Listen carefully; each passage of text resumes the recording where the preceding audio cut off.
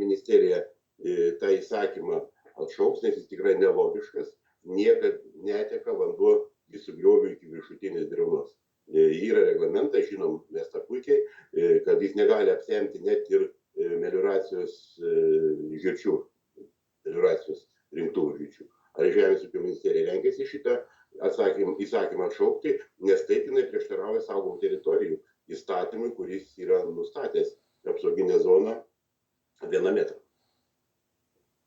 Ir matuojant nuo paviršinio vandens tuos, kai sako, 3 metrų. Ar Egidijus Giedraitis norit sureaguoti?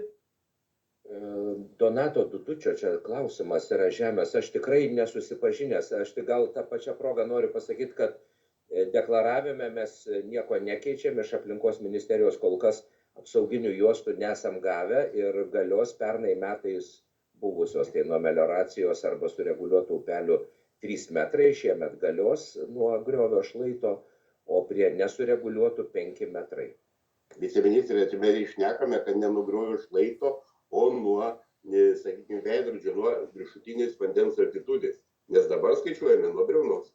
Gerai, ačiū.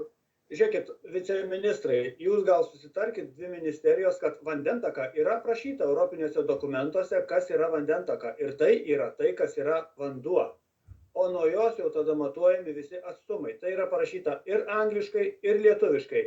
Ministrai pirmininkai, aš tą ištrauką esu pateikęs prieš 1,5 metų, bet kol kas iš ministerijų jokio susitarimo neišgirdome. Reikia vieną kartą nusistatyti taip, kaip yra visur kitur, o neišrasti dar papildomų lietuviškų taisyklių.